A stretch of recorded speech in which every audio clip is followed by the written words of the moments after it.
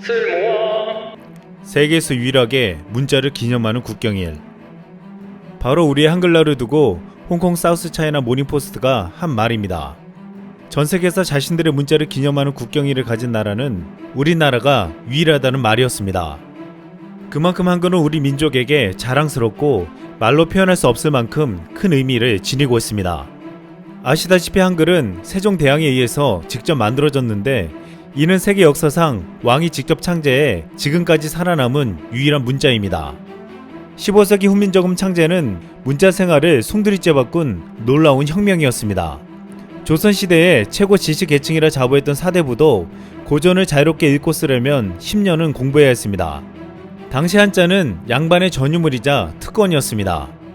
이에 세종대왕은 백성들이 할 말이 있어도 제 뜻을 제대로 알리지 못하는 것을 보고 안타까워하며 백성들을 위해 한글을 직접 만들었습니다. 이같이 한글은 소외층과 하층민을 배려해서 만들어졌는데 지구상에 이런 문자는 없었습니다. 세종대왕은 우리 역사상 한글을 만드는 가장 큰 업적을 안겼고 과학기술과 민족의 문화 발전을 위해서도 노력했습니다. 그리고 우리가 여기서 잊지 말아야 할 아주 중요한 업적이 있습니다. 바로 대마도 정벌입니다. 동국여지승남, 세종실록, 지복유설, 택리지 등 많은 고문원에서는 대마도는 우리 영토임을 분명히 밝히고 있습니다. 세종실록에는 대마도가 땅이 몹시 좁고 바다 한가운데 있어 내항이 불편해 백성들이 들어가 살지 않았는데 어느 날부터 오갈 데 없는 일본인들이 몰려와 외놈들의 소굴이 되었다고 기록되어 있습니다. 그런데 당시 대마도에 살던 외놈들은 우리의 해안선을 침공해 곡식과 부녀자들을 약탈해 갔습니다. 외놈들은 곡식을 도둑질해 가는 것도 모자라 가옥을 불태우고 생명을 앗아가는 등 우리 백성들의 한맺힌 울음소리는 끊이질 않았습니다. 이에 세종대왕은 분노했고 모조리 쓸어버리기로 작정했습니다. 1491년 세종대왕은 외놈들을 응징하기 위해 이종무를 군사와 함께 대마도로 보냈습니다. 당시 세종대왕 대마도 출정문에는 이렇게 적혀 있었습니다. 대마도란 섬은 본래 우리나라 땅이다. 험하고 궁벽하며 협소한 곳이므로 외놈들이 모여 사는 것을 들어주었을 뿐이다. 그런데 감히 개처럼 도둑질하고 쥐처럼 훔치는 흉계를 품어서 경인년부터는 변경해서 방자하게 도둑질하기 시작하였다. 결국 세종대왕의 명을 받들어 대마도로 달려간 이종무는 왜구를 수색해 100여 명을 참수하고 2000여의 가옥을 불태우며 완전히 초토화시켰습니다. 이후 대마도주는 세종대왕에게 신하의 예로 섬길 것을 맹세하고 왜구를 스스로 다스리고 조공을 바칠 것을 약속하며 경상도 일부로 복속되기를 청했습니다. 이처럼 대마도는 명백한 조선 영토로 인식되었지만 일본이 근대국가로 재편 과정에서 마음대로 일본 영토로 편입했습니다. 당시 조선은 세국정책으로 열강의 개방 요구에 맞서다 적극 대처하지 못하고 결국 대마도의 일본 지배를 막지 못했습니다. 일본은 포츠담 선언에서 불법 점령한 영토를 반환하겠다고 국제적으로 약속했기에 대마도에 대한 불법 점유를 풀고 우리 땅 대마도를 반환해야 했습니다. 하지만 일본은 지금까지 대마도를 반환하기는커녕 독도도 자신들의 땅이라 우기고 있습니다. 일각에서는 일본이 독도 영유권을 주장하는 도발 이유는 대마도 문제를 덮기 위한 것이라고 말하고 있습니다. 대한민국 초대 정부는 일본에게 당당히 대마도를 반환하라고 이렇게 요구했습니다.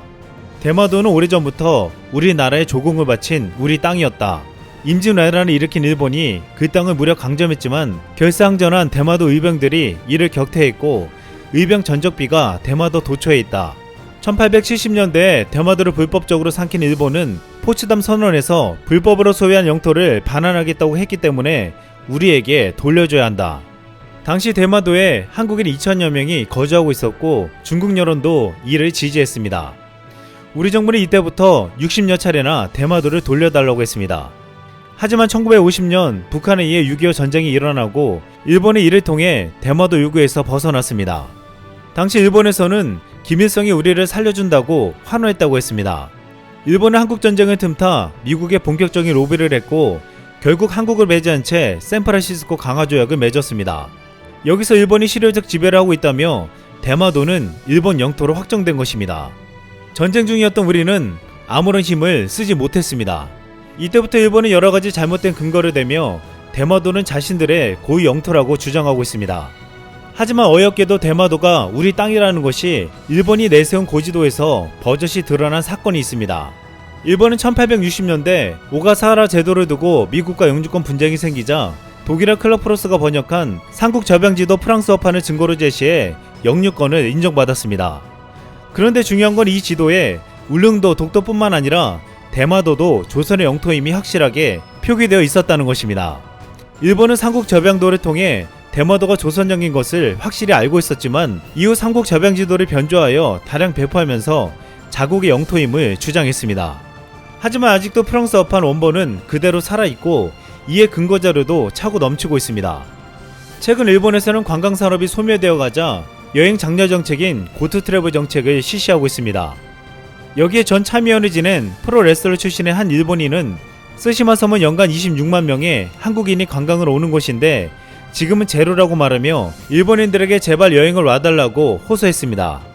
또한 최근 대마도에는 한국인 관광객이 안 오자 일본인들이 생계를 위해 섬을 떠나면서 한국 자본이 대마도 부동산을 대거 인수하고 있다는 소식이 전해졌습니다. 이에 한 일본인은 일본의 영토에 대한 의식이 낮다며 한국인이 부동산을 사는 것을 제한해야 한다고 했습니다.